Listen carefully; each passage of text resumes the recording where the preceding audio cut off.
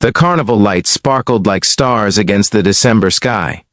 Jack Morrison stood with his daughter Emma, her small hand tucked safely in his. The 8-year-old's eyes shone as she watched the carousel spin. "Dad, can we get hot chocolate?" Emma asked, her breath forming small clouds in the cold air. "Of course, sweetheart," Jack smiled, leading her toward the food stand.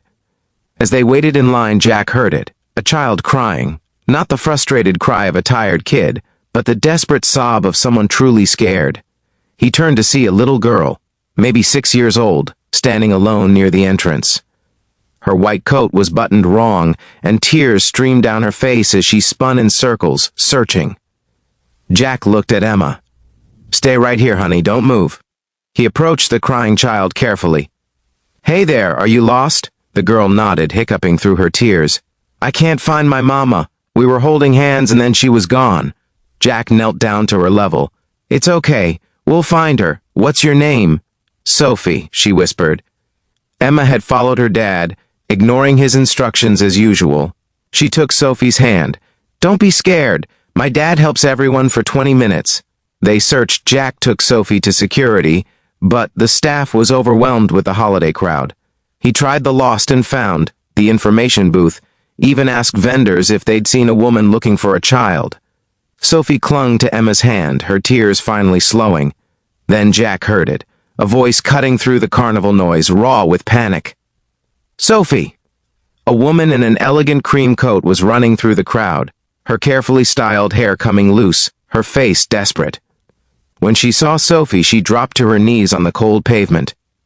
"Oh, my baby," she sobbed, pulling Sophie into her arms. Sophie was crying again, but different now. "Mama, I was so scared." The woman looked up at Jack, mascara running down her cheeks. "You found her. You kept her safe. She's a brave girl," Jack said softly. "And my daughter Emma kept her company." The woman stood, still holding Sophie tight. She was striking, even with tears on her face. There was something commanding about her, even in this vulnerable moment. "I'm Victoria Hastings," she said. "How can I ever thank you?" "No need," Jack replied. "Any parent would do the same." Victoria pulled out a business card with trembling hands.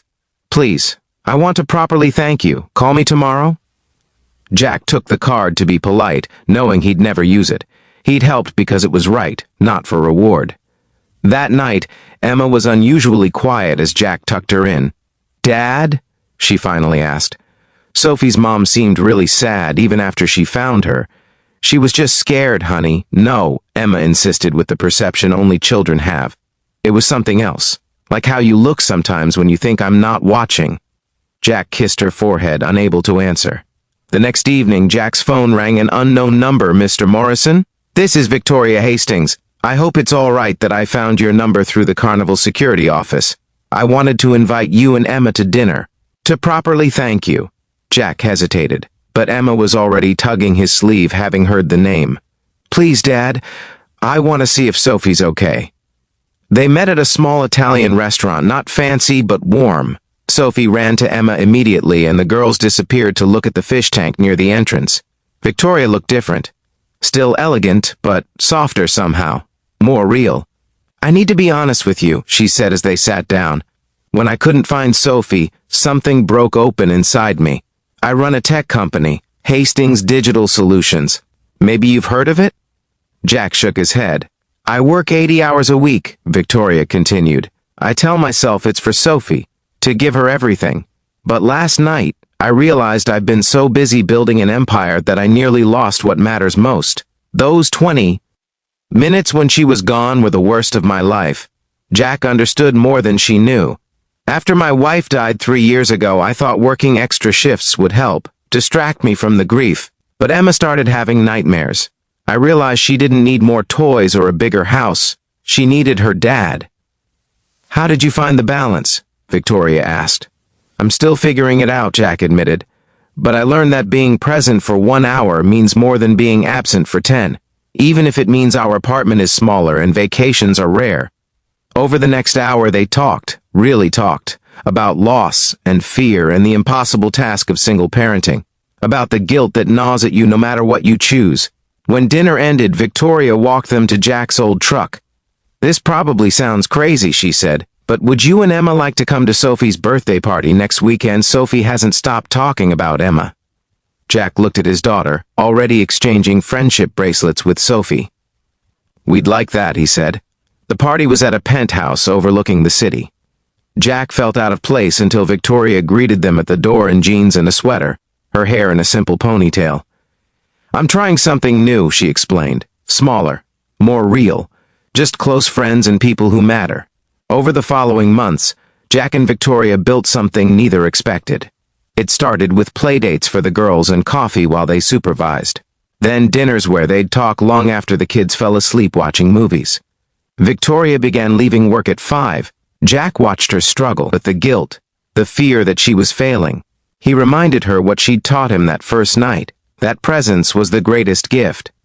One spring evening, as they walked through the same carnival where they'd met, Emma and Sophie running ahead, Victoria took Jack's hand.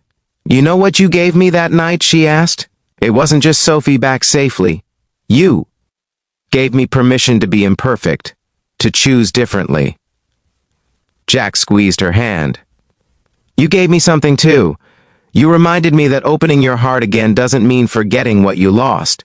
It means honoring it by living fully." The carousel music played as their daughters waved from painted horses, their laughter carrying on the wind. Sometimes the greatest gifts arrive disguised as ordinary moments. A lost child, a chance meeting, the courage to help a stranger. But what grows from those moments can change everything. If this story touched your heart, please like and share it with others who might need its message. Subscribe for more stories about life, love, and second chances. And comment below, what unexpected moment changed your life? I'd love to hear your story.